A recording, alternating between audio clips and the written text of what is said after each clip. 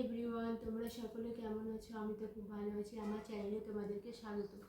আর তোমরা নিশ্চয়ই টাইটেল আর থাম্বনেল দেখে বুঝে গেছো আমি কী ধরনের ভিডিও তোমাদের সাথে শেয়ার করতে চলেছি। আমি কিভাবে আমার ইউএসজি রিপোর্ট দেখে বুঝলাম যে আমার বেবি বয় হবে না বেবি গার্ল হবে, তো চলো সেটাই তোমাদেরকে আজকে জানাবো।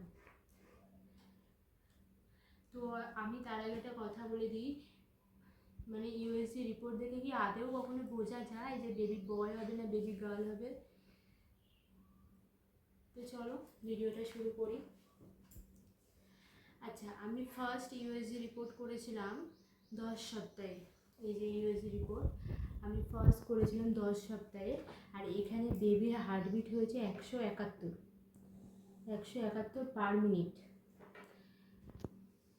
আর এখানে ইউএসজি রিপোর্টে ডেটও দিয়ে দিয়েছিল, ডেট দিয়েছিল 25/6/2025।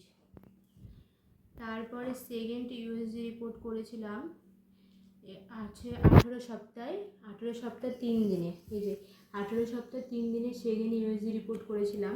আর এখানে বেবির হার্টবিট হয়েছিল 129। এখানে বেবির হার্টবিট হয়েছিল 129। প্রথমটা হয়েছে 171 আর দ্বিতীয়টাই হচ্ছে 129। অনেকটাই কিন্তু কমে গেছে। আর আমি শুনেছি যে 160-এর নিচে থাকলে নাকি বেবি বয় হয়, আর 160-এর ওপরে থাকলে নাকি বেবি গার্ল হয়। তো চলো শেষ ইউএসজি রিপোর্টটাই কি দেখা যায়। আর এই সেকেন্ড ইউএসজি রিপোর্টটা আমি করার পরে কিন্তু আমাকে কতগুলো রক্ত পরীক্ষা করতে দিয়েছিল। এই যে রক্ত পরীক্ষা করতে দিয়েছিল, থাইরয়েড দিয়েছিল, সুগার দিয়েছিল, লিভার ফাংশনের সমস্ত কিছু পরীক্ষা করতে দিয়েছিল, ঠিক আছে, ব্লাড সুগার পরীক্ষা করতে দিয়েছিল। আমার সমস্ত কিছু নর্মাল ছিল, শুধু আমার লিভার ফাংশনে একটু সমস্যা হয়েছিল, তো সেই কারণে আমি ওষুধও খেয়েছিলাম। আর এবারটা হচ্ছে লাস্ট ইউএসজি রিপোর্ট। এখানে কিন্তু বেবির হার্টবিট কিন্তু অনেকটাই বেড়ে গেছে।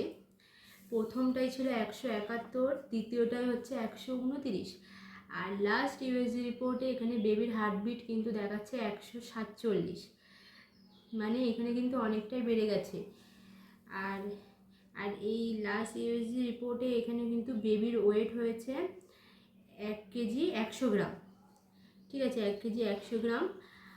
আর এখানে কিন্তু এটা কিন্তু আমি করেছি 28 সপ্তাহে 6 দিনের মাথায় গিয়ে এই লাস্ট ইউএসজি রিপোর্টটা আমি করেছি। আর এখানে কিন্তু বেবির হার্টবিট তোমাদেরকে বললাম 147।